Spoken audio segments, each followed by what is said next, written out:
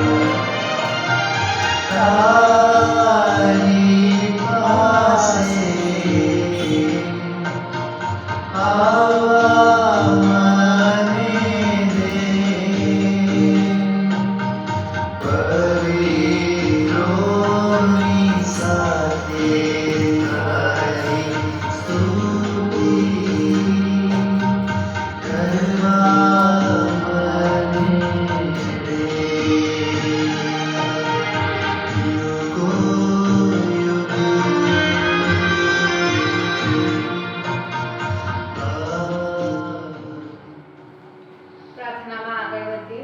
હવે હું મોક્ષને વિનંતી કરું કે તે આપણને પ્રાર્થનામાં આગળ વધે છે.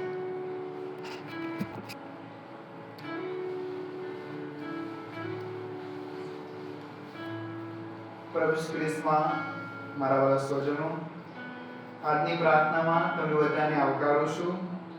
આજે આપણે ફાધર ડે ઉજવી રહ્યા છે અને આપણા ફાધર એટલે આપણા પપ્પા એટલે પ્રભુ ઈસુ ખ્રિસ્ત, જે આપણી અર્પણ આપણી ચિંતા કરે છે, આપણને એનાથી દૂર નથી જવા દેતા અને એ આપણે હંમેશા સંભાળ રાખે છે. ઈસુ આપણા પિતા છે. આપણે જૂના કરારમાં જોઈએ તો જૂના કરારમાં જે પિતા પરમેશ્વર કે જેમને જૂના કરારમાં યાહવે યહોવા રૂપે ઈઝરાયલી પ્રજાને ઓળખતી હતી અને ત્યાં એક એવું ચિત્ર ઊભું કરવામાં આવતું હતું કે જૂના કરારમાં જે ઈશ્વર છે યાહવે, તે દંડ આપનારા ઈશ્વર છે. તે એકદમ કડક, એકદમ સખત ઈશ્વર છે. એવી ત્યાં પ્રભુની એક છબી ત્યાં ઊભી થઈ ગઈ. અને નવા કરારમાં આપણે જોઈએ છે ત્યાં ઈશ્વરને એક પિતા તરીકે સંબોધવામાં આવે છે. ઈશ્વર કહે છે કે તમારે હવે પરમેશ્વરને યહોવા બોલાવવાની જરૂર નથી. હવે તમે પરમેશ્વરને તમારા પિતા, અમારા પિતા તરીકે સંબોધવાનું છે. અને ઈસુ હંમેશા એ જ કહેતા હતા કે મારા પિતાએ મને મોકલ્યો છે, મારી પિતાની ઈચ્છા આ છે. એટલે નવા કરારમાં પરમેશ્વરને એક પ્રેમાળ પિતા તરીકે આપણે જોઈ શકીએ છીએ. અને ઈસુએ આપણે એ જ કહ્યું છે કે પરમેશ્વર એ તમારા પિતા છે. અને આજના રહેવાના વાંચનમાં પણ એ જ કહ્યું છે કે ચકલીઓ કરતા પણ તમારા પરમપિતાની નજરમાં તમારી કિંમત વધારે છે. પરમપિતાની ઈચ્છા વગર એકેય ચકલી ભોંય પર પડતી નથી. અને પ્રભુ કહે છે કે તમારી કિંમત એનાથી વધારે છે. કેમ કે દરેક વસ્તુ ઈશ્વરે ફક્ત શબ્દ માત્રથી સર્જી છે અને માણસ ફક્ત એકલો એવો છે કે જેને ઈશ્વરે પોતાના હાથથી બનાવ્યો છે. અને આપણે માતૃકૃત શુભ સંદેશમાં એના 6થા અધ્યાયમાં પ્રભુ આપણને શીખવાડે છે એક આદર્શ પ્રાર્થના કેવી રીતે કરવું. અને એનો પહેલો શબ્દ છે, આપણે 8મી કડીથી જોઈએ, પણ તમે એમને પગલે ચાલશો નહીં, કારણ તમારા માગ્યા જ પહેલા જ તમારા પિતાને ખબર છે કે તમારી શાની જરૂર છે. માટે તમારે આમ પ્રાર્થના કરવી, હે અમારા પરમપિતા, તમારા નામનો મહિમા થાઓ. આમાં પ્રભુ ઈસુ પરમેશ્વરને પિતા તરીકે સંબોધે છે કે એ કોઈ સજા કરનારો ઈશ્વર નથી કે દંડ કરનારો ઈશ્વર નથી. એ સખત કે કડક ઈશ્વર નથી. એ તો એક પ્રેમાળ ઈશ્વર છે, એક પિતા છે. એટલે આ શુભ સંદેશમાં ઈસુ આપણે કહે છે કે પિતા પરમેશ્વર એ તમારા પિતા છે.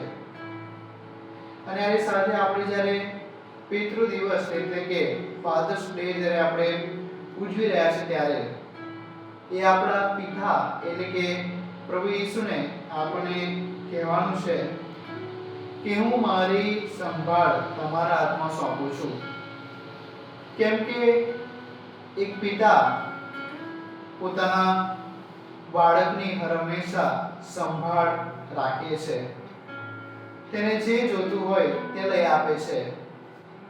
આપણે જોઈએ છે કે એક પિતા તેના બાળકને ખૂબ જ પ્રેમ કરે છે, તેના માટે કંઈ પણ લાવવા, છોય પિતાને મુશ્કેલી હોય, છોય પણ તેને પૈસાની અગવડ હોય, પણ એક પિતા પોતાના બાળક માટે કશી પણ વસ્તુ લાવી શકે છે, કશી વસ્તુ પણ કરી શકે છે. કેમ કે એક પિતાને પોતાના બાળક પ્રત્યે ખૂબ જ લાગણી અને પ્રેમ હોય છે. તે એના માટે પોતાનો જીવ આપવા પણ તૈયાર થઈ જાય છે. એટલે ઈસુ પણ આપણા પિતા છે, આપણા માટે કંઈ પણ કરવા તૈયાર છે અને આપણા માટે એને પોતાની જાતનું ક્રૂસ ઉપર બલિદાન આપ્યું. સાથે સાથે પ્રભુ ઈસુ આપણને એના સંતાન ગણે છે. આપણે ઉડાવ દીકરાની વાત સાંભળી હશે કે ઉડાવ દીકરો પોતાની બધી માલ મિલકત, પોતાનો બધો ભાગ લઈને દૂર દેશાવર ચાલ્યો જાય છે અને ત્યાં બધા પોતાની મિલકત ઉડાવી કાઢે છે, મિત્રો પાછળ, બધા પાછળ. જે દુકાળ પડે છે ત્યારે તેને યાદ આવે છે કે મેં ઈશ્વરનો અને મારા પિતાનો અપરાધ કર્યો છે, હું તેની પાસે પાછો જાઉં અને તમને કહું, બાપુ, મેં તમારો ઈશ્વરનો અપરાધ કર્યો છે. અને જ્યારે પાછો જાય છે ત્યારે એના પિતા એની રાહ જોતા હોય છે અને જેવું તે દેખાય છે તેને દોડતા દોડતા, એ દીકરાને પણ ત્યાં જવું નથી પડતું, તેના પિતા સામેથી દોડતા દોડતા આવે છે અને તેને ભેટી પડે છે અને તેને નવો ઝભ્ભો અને વીંટી આપે છે.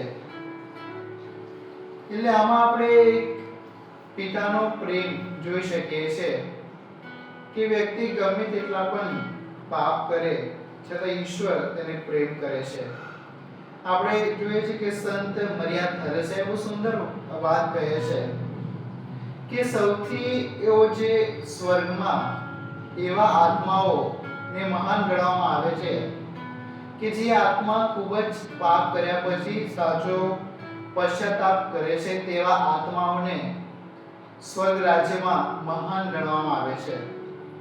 કેમ કે આપણા પિતા, આપણા ઈશ્વર પોતાના સંતાનોને પોતાનાથી દૂર નથી કરતા, તેના ગુનાહ માફ કરીને તેને સ્વીકારી લે છે. કેમ કે પહેલું આપણે જ વાક્ય જોયું કે હે અમારા પરમપિતા, અને એ પરમપિતા આપણને શી જરૂર છે તેને ખબર છે. તે દરેક જરૂરિયાત તો આપણા માંગ્યા પહેલા જ જાણે છે કે આપણને શી જરૂર છે. 8મી કડીમાં પ્રભુએ કહ્યું છે કે તમારા માંગ્યા પહેલા જ તમારા પિતાને ખબર છે કે તમારે શાની જરૂર છે. એક પિતાને પોતાના બાળકની જરૂરિયાત કહેતા પહેલા જ સમજાઈ જાય છે. આપણા કુટુંબમાં આપણા પિતા છેલ્લે બાળક એના પાસે કંઈ માંગવાનું હોય એની સામે આવે ત્યારે એના માંગ્યા પહેલા જ એના પપ્પા કહી દે કે તારે આ વસ્તુ જોઈએ છે અને તે એને તે મેળવી આપે છે. એમ આપણે પિતા પરમેશ્વર પણ એમને ખબર છે કે આપણે શાની જરૂર છે આપણા માંગ્યા પહેલા જ. એટલે આપણે એક નસીબદાર વ્યક્તિ કહેવાય કે આપણા પિતા પ્રભુ ઈસુ છે અને આપણને ખબર છે કે આપણે શાની જરૂર છે અને તે બધું આપણે મેળવી આપે છે કેમ કે તે એક પ્રેમાળ પિતા છે. એટલે આપણે કશા વાતની ચિંતા કરવાની જરૂર નથી કે કશી વાત નહીં આપણે ટેન્શન લેવાની જરૂર નથી, કેમ કે આપણા પિતા આપણી સાથે છે. અને પ્રભુ ઈસે વચન આપ્યું છે માથે 28મો અધ્યાય અને 20મી કલમમાં, હું યુગના અંત સુધી સદા તમારી સાથે છું. આપણા પિતા પ્રભુ ઈસુ હંમેશા આપણી સાથે અને પાસે છે. હંમેશા આપણી સંભાળ રાખે છે. અને પ્રભુ ઈસુનું જ્યારે સ્વર્ગારોહણ થાય છે અને ત્યારે ત્યાં પ્રભુના ગયા પછી શિષ્યો ખૂબ જ ટેન્શનમાં, ચિંતામાં કે હવે ઈશ્વરનું રાજ્ય કેવી રીતે આગળ થપશે. પણ ત્યારે પ્રભુ ઈસુ એમની વચ્ચે આવીને એમને શાંતિ પાઠવે છે, પવિત્ર આત્માની ભેટ આપે છે. એટલે આપણા પિતા આપણને એકલા તર છોડતા નથી, હંમેશા આપણી સાથે અને પાસે હોય છે. જૂના કરારમાં આપણે એના ઉત્પત્તિના ગ્રંથમાં જોઈએ છે કે આદમ એવાએ જ્યારે પાપ કર્યું ત્યારે ઈશ્વર એમને વાડીમાંથી હાંકી કાઢ્યા, એમને વાડીમાંથી કાઢી મૂક્યા, એમને દંડ આપ્યો, પણ છતાંય એ એમની સાથે હતો. પ્રભુ ઈસુ મતલબ પરમપિતાએ એમના પર મોહર મારેલી કે કોઈ પણ તારી હત્યા નહીં કરી શકે. એટલે ઈશ્વર એમને હાંકી કાઢ્યા, પણ ઈશ્વર એમની સાથે ને પાસે હતા, કેમ કે તે એક પિતા છે. આદમે પાપ કર્યું છતાં એ એમની સાથે ને પાસે હતા. એટલે આપણા પિતા આપણે પ્રેમ કરે છે. ઇઝરાયેલી પ્રજા ખાસી વાર ઈશ્વરને ટોકતી હતી, ઈશ્વર પર અશ્રદ્ધા રાખતી હતી, ઈશ્વરને થી દૂર થઈ જતી હતી, ઈશ્વર વિરુદ્ધ પાપ કરતી હતી. છતાંય પ્રભુને થોડી સજા તો આપતા હતા, પણ સાથે સાથે એમનો સાથ નતા છોડતા. હંમેશા ડગલે ને પગલે એમની સાથે રહેતા હતા. જ્યારે મિસરમાંથી ઇઝરાયલ તરફ જવાનું હતું ત્યારે લાલ સમુદ્ર વચમાં આવેલો, ત્યારે પણ ઈશ્વર એમને તરફ છોડ્યા નહીં. ઈશ્વર એમની સાથે હતા. એ પિતા પરમેશ્વર એમની સાથે હતા. તેમને એ દરિયો ત્યાંથી પાર કરાવે છે, કેમ કે એક પિતા છે, એક પ્રેમાળ પિતા છે. એટલે આખું બાઇબલ આપણે જોઈએ અને ખાસ કરીને નવો કરાર, એક પિતા કેવા છે, આપણા પરમેશ્વર કેવા છે તે આપણને ઓળખ કરાવે છે. અને પ્રભુ ઈસુ એ પિતાનું એક સ્વરૂપ છે, એક પ્રેમ સ્વરૂપ છે કે આપણા પિતા આપણે પ્રેમ કરે છે, આપણે તર છોડતા નથી. આપણને આપણા મિત્ર મંડળ તર છોડે, આપણો સમાજ તર છોડે, આપણું કુટુંબ તર છોડે, પણ આપણા પિતા પરમેશ્વર આપણે કદી તર છોડતા નથી, કેમ કે તે આપણા પિતા છે. અને ઈશ્વર આપણે ખૂબ જ પ્રેમ કરે છે, એ વાત આપણે યાદ રાખીએ, નિરાશ ના થઈએ. કશી મુશ્કેલી આવે, નાસીપાસ આવે તો આપણે એક રૂમમાં જઈએ અને કહીએ, અને એ રૂમમાં જઈને આપણે કહીએ કે પિતા મને તમારી જરૂર છે, પાપા આઈ નીડ યુ.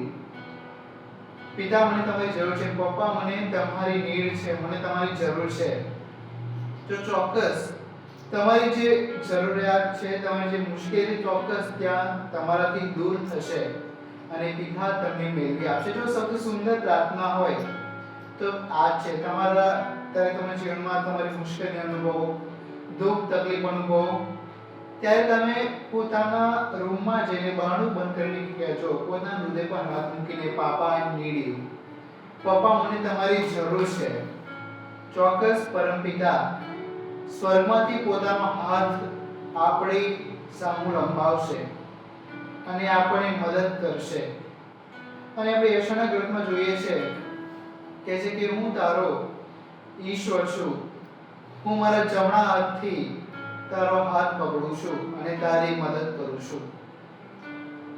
એટલે ઈશ્વર આપણા પિતા હર ઘડી આપણી મદદ કરવા આપણી સાથે હોય છે, આપણી સહાય કરવા આપણી સાથે હોય છે, કેમ કે તે પિતા છે.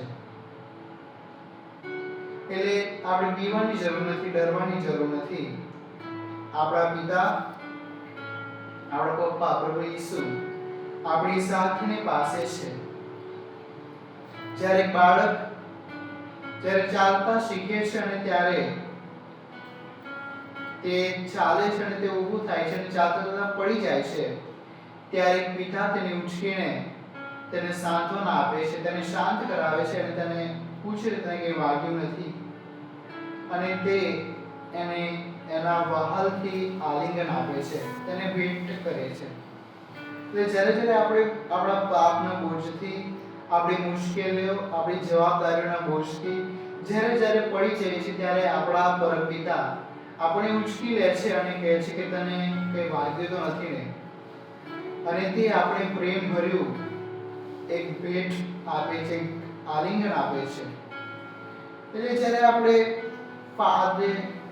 આજે ફાધર્સ ડે ઉજવી રહ્યા છે, ત્યારે પિતૃ દિવસ, ત્યારે આપણા કુટુંબોમાં જે આપણા પિતા છે, જે આપણા પપ્પા છે, જે અત્યારે આપણી સાથે છે અથવા જે આપણે પ્રભુની પાસે પહોંચી ગયા છે, તેવા સર્વ લોકોને, આપણા પપ્પાઓને પ્રભુના ચરણે મૂકીએ અને તેમને આપણે ખાસ પ્રાર્થના કરીએ કે ઈશ્વર તેમને શક્તિ આપે કે કુટુંબની જવાબદારી ઉઠાવવા માટે, બાળકોની જવાબદારી ઉઠાવવા માટે, પોતાના કામમાં શક્તિ મળે, તેમને માનસિક, શારીરિક શક્તિ મળે, એ માટે ખાસ આપણા પરમપિતાને ખાસ પ્રાર્થના કરીએ.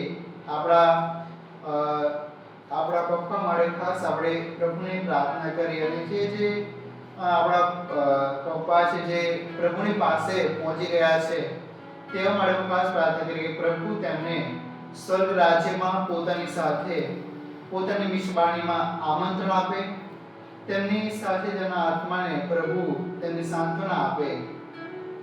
એ માટે ખાસ આપણે પ્રભુને પ્રાર્થના કરીએ. અને છેલ્લે એક જ વસ્તુ કહેવા માંગુ છું, આપણા પપ્પા, આપણા પરમપિતા પ્રભુ ઈસુ આપણી સાથે છે, પાસે છે, તો આપણે ડરવાની જરૂર નથી. એ આપણે વિચારવાની જરૂર નથી કે હું પાપી છું, પ્રભુ મને નહીં સ્વીકારે. પ્રભુ હર હંમેશ આપણે સ્વીકારવા તૈયાર હોય છે, આપણે પ્રેમ કરવા તૈયાર હોય છે. આપણે લાયક નથી હોતા એવી જગ્યાએ પ્રભુ આપણને બેસાડે છે, કેમ કે તે આપણા પિતા છે, પરમપિતા છે. એટલે ખાસ આજની પ્રાર્થનામાં આપણા પપ્પાઓને યાદ કરીએ, પ્રભુના ચરણે એમને મૂકીએ કે પ્રભુ એમને આશીર્વાદિત કરે, એમના કામને, એમના જવાબદારીઓને, અને જે જવાબદારીઓ ઉઠાવવા માટે પ્રભુ એમને શક્તિ આપે, અને જે પ્રભુની પાસે પહોંચી ગયા છે આપણા પપ્પાઓ, તેમના માટે ખાસ પ્રાર્થના કરીએ કે પ્રભુ તેમને શાંતિ આપે અને પોતાના રાજ્યમાં તેમને આવકાર આપે. અને ઈસુનું નામ એ પવિત્ર નામ છે, એમનું નામ આપણે સર્વ નામોમાં શ્રેષ્ઠ આપવામાં આવ્યું છે. એટલે એક સુંદર ગીત છે કે મુક્તિ મળે કે ના મળે, મારે સેવા તમારી કરવી છે. એટલે આપણા પિતા ચોક્કસ આપણે ઈસુ પર વિશ્વાસ રાખીએ છીએ, એને ઈચ્છા પણ જીવે છે, આપણે મુક્તિ મળશે. પણ આ જે ગીત આપણી સામે જે મૂકવામાં આવ્યું છે, તેના શબ્દો ખૂબ જ હૃદયસ્પર્શી તેના શબ્દો છે કે આમાં એક ભક્ત પોતાના પિતા એટલે કે ઈશ્વરને કહે છે કે મને મુક્તિ મળે કે ના મળે, મારી સેવા તમારી કરવી છે. મેવા મળે કે ના મળે, મારી સેવા તમારી કરવી છે, મારી ભક્તિ તમારી કરવી છે. કે મારો કંઠ મધુર હોય ને ભલે, મારો સુર બેસુરો હોય ભલે, મારે કવિતા તમારી કરવી છે. મને શબ્દો મળે કે ના મળે, પણ મારે કવિતા તમારી કરવી છે. મારા જીવનમાં તડકાની છાયા હોય, પણ તમારો સાથ હોય તો હું જીવનમાં આગળ વધું. મારી અંતિમ ઘડીએ જે તમે મારી નજરોની સામે હો, મારે દર્શન તમારા કરવા છે. આ ગીત ખૂબ જ હૃદયસ્પર્શી છે. તો આપણે આખું ગીત સાંભળીએ અને કહીએ કે પરમપિતા તમે મારી સાથે છો, તમે મારી પાસે છો. ખાસ આ ગીત દ્વારા આપણે પ્રભુને આપણા પિતા તરીકે સંબોધીએ અને ઈશ્વરી કૃપા મેળવીએ. પિતા અને પુત્ર અને પવિત્ર આત્માના નામે આમેન. આ ગીત દ્વારા આપણે પ્રાર્થનામાં આગળ વધીએ.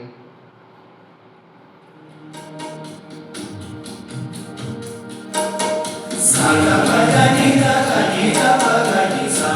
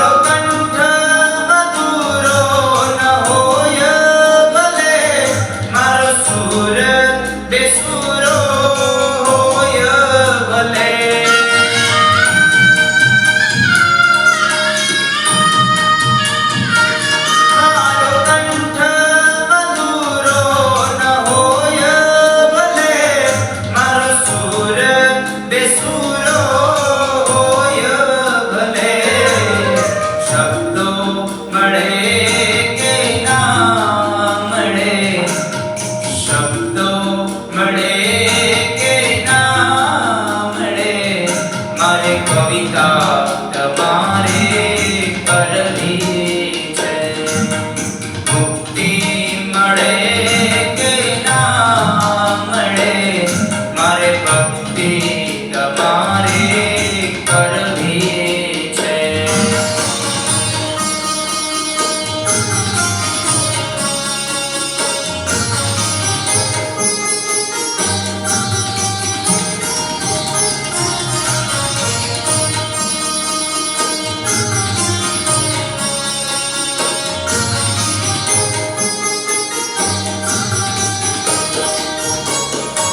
હું પંથ તમારો છોડું નહીં, દૂર દૂર ક્યાંય દોડું નહીં.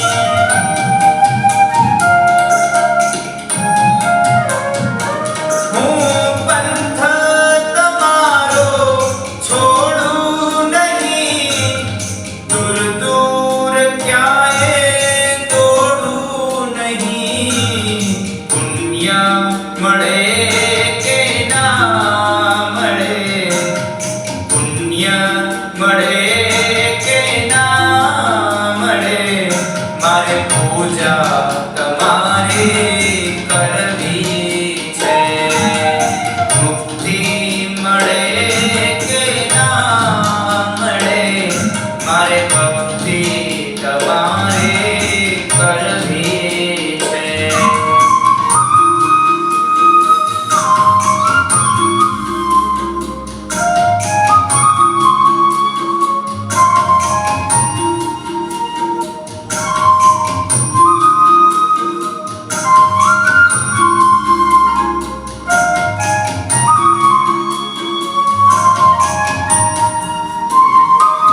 આવે જીવનમાં તડકા ને છાયા ભલે, સુખ દુઃખ ના પડે પડછાયા ભલે.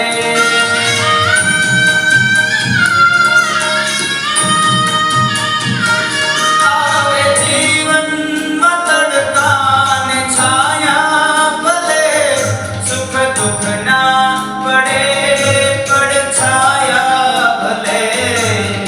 કાયા રહે કે ના રહે, કાયા રહે કે ના રહે, મારે માયા તમારી કરવી છે. મુક્તિ મળે કે ના મળે, મારે ભક્તિ તમારે કરવી છે.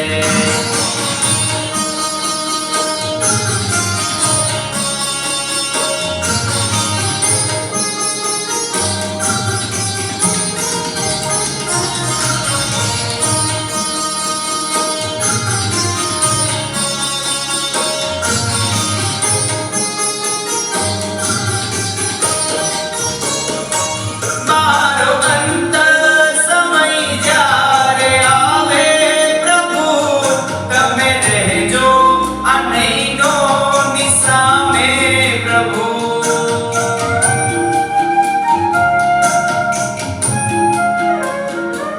મારો અંત સમય જ્યારે આવે પ્રભુ, તમે રહેજો આ નૈનો નિસામે પ્રભુ.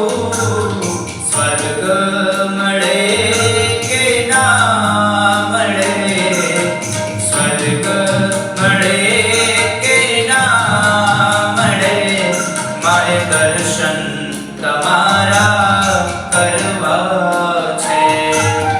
મુક્તિ મળે કે ના મળે, મારે ભક્તિ તમારે કરવી છે. મેવા મળે કે ના મળે, મારે સેવા તમારી કરવી છે. મુક્તિ મળે કે ના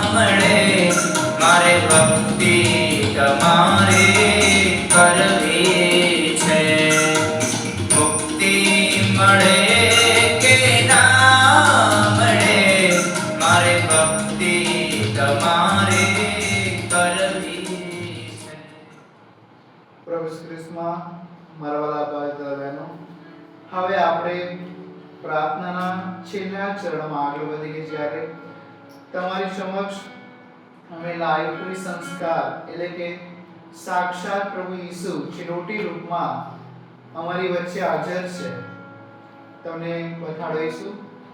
અને ઈસુ ખૂબ જ આપણા પિતા છે, જે આપણા પિતા એક નાની રોટી સ્વરૂપમાં આપણી વચ્ચે હાજર થાય છે સંસ્કારમાં. એ પિતા આગળ આપણી જરૂરિયાતો રજૂ કરીશું, જે કે ઉપકાર મળ્યા છે એનો આભાર માનીશું. હવે આપણે પ્રાર્થના સેવા ચરણમાં આગળ વધીએ.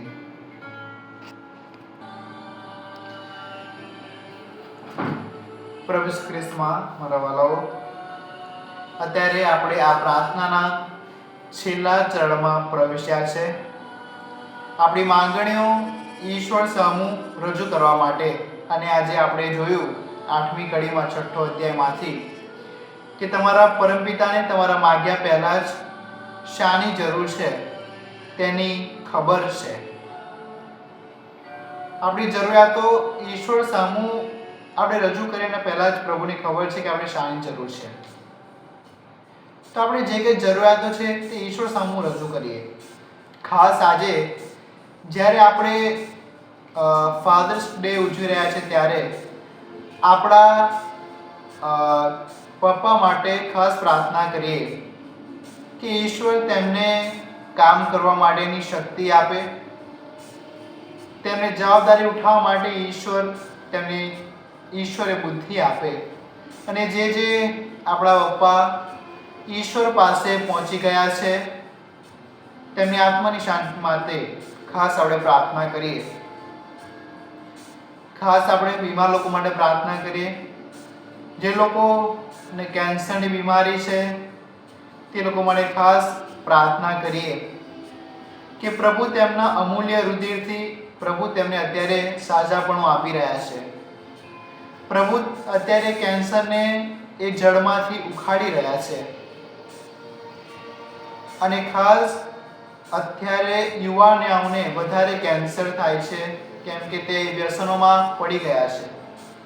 તો એવા ખાસ યુવાનો માટે પ્રાર્થના કરીએ કે પ્રભુ તેમને વ્યસનોમાંથી બહાર કાઢે. દારૂનું વ્યસન, ગુટકા, તમાકુ એવા વ્યસનોમાંથી પ્રભુ એમને બહાર કાઢે તે માટે ખાસ પ્રાર્થના કરીએ. અત્યારે છે માતા પિતા પોતાના દીકરાને, એક યુવાન દીકરાને કેન્સર જેવી જાનલેવા બીમારીથી લડી રહ્યા છે અને એમાંથી પસાર થતા તે બાળકને, તે યુવાનને જોઈ રહ્યા છે. ખાસ એવા મા બાપ માટે પ્રાર્થના કરીએ કે પ્રભુ તેમને એ દુઃખ સહન કરવા માટેની શક્તિ આપે કે પોતાના દીકરાને કેન્સર જેવી ભયંકર બીમારીમાંથી, કદાચ અમુક મા બાપને એકનો એક દીકરો હશે કે જેને કેન્સર થયું હશે વ્યસનના લીધે, ખાસ એમના માટે પ્રાર્થના કરીએ કે પ્રભુ એ દુઃખમાંથી સહન કરવાની પ્રભુ તેમને શક્તિ આપે. અને ખાસ એ કેન્સર વાળા વ્યક્તિઓને પ્રભુ તેમને એક તક આપે છે એમની તરફ પાછા આવવાની. જો કેન્સર વાળા વ્યક્તિઓ સારું પ્રાયશ્ચિત કરીને જો ઈશ્વર પાસે માફી માંગશે તો ચોક્કસ ઈશ્વર તેમને માફ કરશે. તો એ ખાસ કેન્સર વાળા જે વ્યક્તિઓ છે તે વ્યક્તિઓ ખાસ કરીને પ્રાયશ્ચિત કરાવે તો ઈશ્વર પોતાની કૃપા તેમની પર વરસાવી શકે અને કેન્સર જેવી બીમારી તેમને મળી શકે. કેમ કે પરમેશ્વર માટે કશું પણ અશક્ય નથી. પ્રભુ માટે બધું શક્ય છે. અને કેન્સર જેવી બીમારી પ્રભુની સામે ધૂળ સમાન છે. પ્રભુની ફૂંક મારતા જ કેન્સર જેવી બીમારી મૂળમાંથી ઉખડી જાય છે. તો અત્યારે પૂરેપૂરો વિશ્વાસથી આપણે એ પ્રાર્થના કરી રહ્યા છે. પ્રભુ તેમની કેન્સરની બીમારીને દૂર કરી રહ્યા છે. તેમના પવિત્ર લોહીની શક્તિ વડે પ્રભુ દૂર કરી રહ્યા છે કેન્સરની બીમારીને. જે લોકો અનાથ બાળકો છે તેમના માટે ખાસ પ્રાર્થના કરીએ કે જેમની ઉપર માતા પિતાનું છાયા નથી તે લોકો માટે ખાસ પ્રાર્થના કરીએ.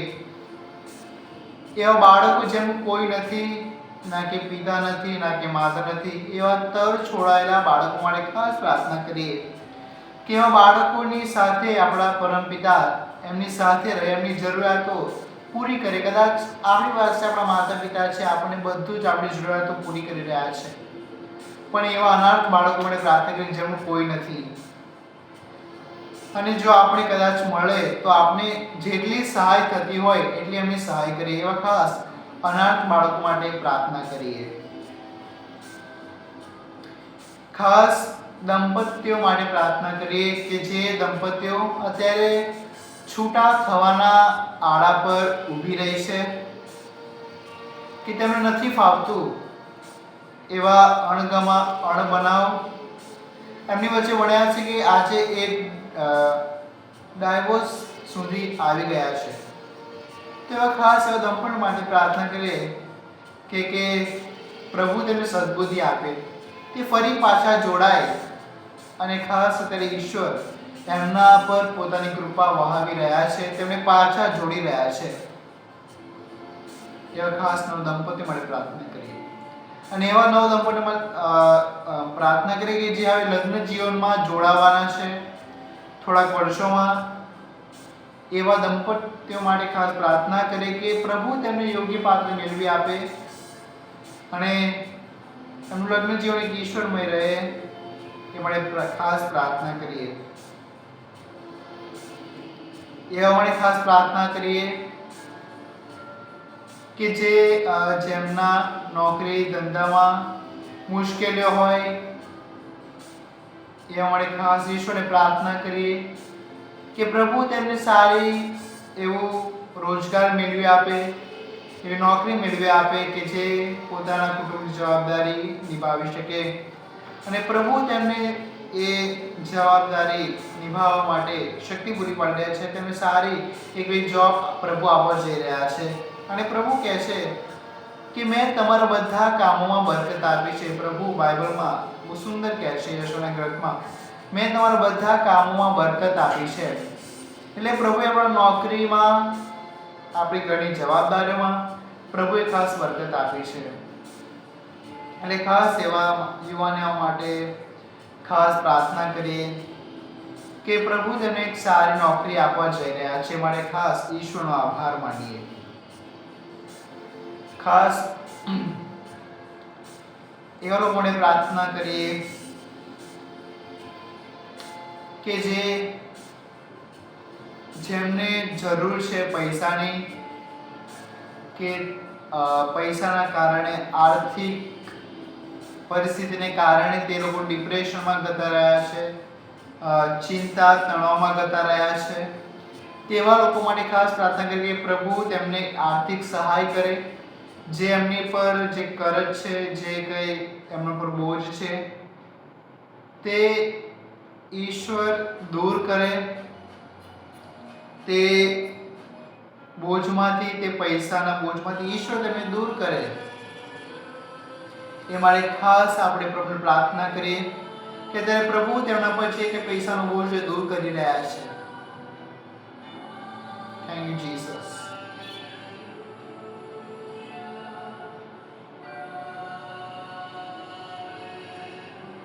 અત્યારે થોડોક સમય આપણે શાંત રહીશું. અંગત આપણી જરૂરિયાતો જે છે તે પ્રભુની સામે રજૂ કરશે. પ્રિય સંસ્કારમાં રોટીના રૂપમાં પ્રભુ ઈસુ આપણી વચ્ચે સાક્ષાત હાજર છે. આ હાલેલુયાના નાદ સાથે આપણે આપણી જરૂરિયાતો પ્રભુ સમક્ષ મૂકીશું અને જે કે પ્રાર્થનાઓ પૂરી થઈ છે, જેનો જવાબ મળ્યો છે, તેનો આભાર માનીશું, પ્રભુનો આભાર માનીશું. અને અમે તમારી સામે કોન્ટેક્ટ નંબર મૂકીએ છીએ, તો મહેરબાની કરીને જે કે તમારી માંગણીઓ પૂરી થઈ છે તમે એ લખીને મોકલાવશો. અને જે તમારી માંગણીઓ જે તમારે માંગવાની છે તમે તે લખીને મોકલાવશો. અત્યારે આપણી જરૂરિયાતો પ્રભુની સમક્ષ મૂકીએ.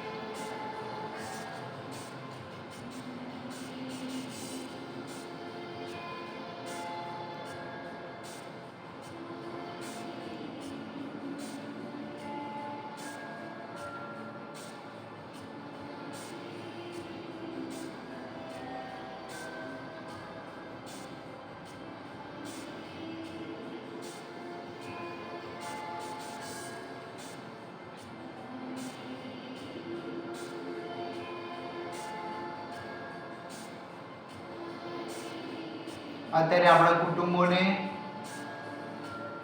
આ પવિત્ર સંસ્કાર રૂટીન રૂપમાં પ્રભુ ઈસુ આપણી વચ્ચે હાજર છે, ત્યારે આ જૂન મહિનો પ્રભુ ઈસુના પરમ પૂજ્ય હૃદયને સમર્પિત છે, ત્યારે આપણા કુટુંબોને સમર્પિત કરી પ્રભુને, અને જે કંઈ જરૂરિયાતો છે તે ઈશ્વર પાસે માંગીએ. ત્યારે પ્રભુ એ દરેક જરૂરિયાતો પૂરી કરી રહ્યા છે. વિશ્વાસથી આપણે પ્રાર્થના કરીએ કે પ્રભુએ મારી કેન્સરની બીમારીને દૂર કરી છે, પ્રભુએ મને જોબ સારી મેળવી આપી છે, પ્રભુએ મારું આર્થિક સ્થિતિ સુધારી છે, પ્રભુની બીમારી સાચાપણું આપ્યું છે, પ્રભુએ મારો ડાયવોર્સ થતા અટકાવી દીધું છે. એ વિશ્વાસથી પ્રાર્થના કરી કે થઈ ગયું છે, એ થઈ ગયું છે, કે મને સારી જોબ મળી જ ગઈ છે. અત્યારે નહીં મળી હોય પણ અત્યારે એ પ્રાર્થના કરીએ પ્રભુનો આભાર માની કે પ્રભુ મને જોબ મળી ગઈ છે, માટે તારો આભાર. મારી કેન્સરની બીમારી દૂર થઈ ગઈ છે, માટે પ્રભુ તારો આભાર. મારા ડાયોક્સ અટકી ગયા છે, માટે પ્રભુ તારો આભાર. પ્રભુ મારી આર્થિક સ્થિતિ સુધરી છે, માટે પ્રભુ તારો આભાર.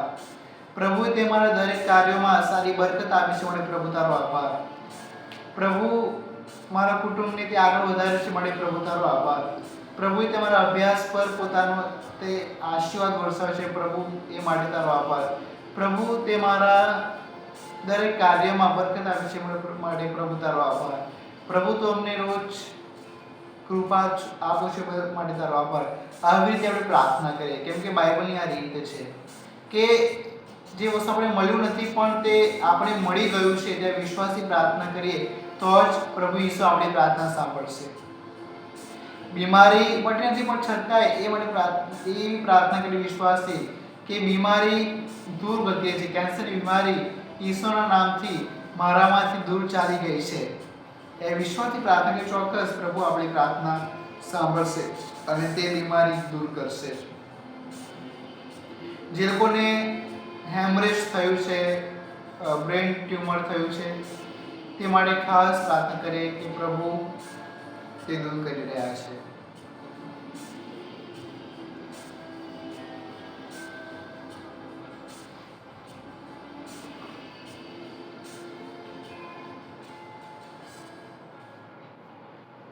પ્રભુનો આભાર માનીએ કે પ્રભુએ આપણી દરેક પ્રાર્થનાઓ સાંભળી છે અને પ્રભુએ પોતાની અમૂલ્ય કૃપા આપણી પર વરસાવી છે. તો આપણે છેલ્લા ભજન સાથે આપણે આ પ્રાર્થનાની પૂર્ણાહુતિ કરીએ.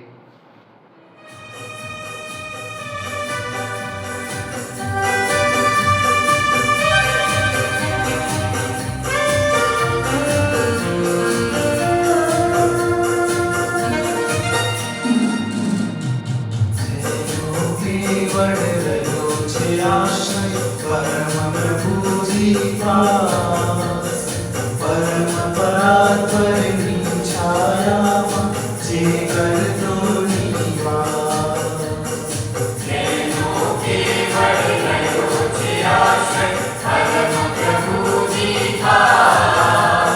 પરમ પરાત્પરની છાયામાં જે કરતો નિવાસ.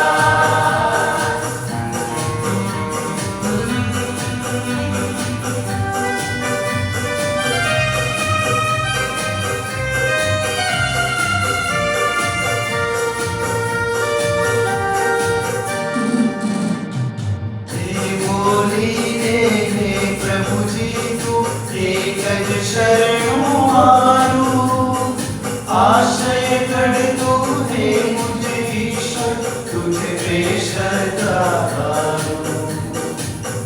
बोली दे प्रभु जी तू एक ज शरणु मारू आश्रय करतो हे मुझे ईश्वर तुझे पे श्रद्धा करूं.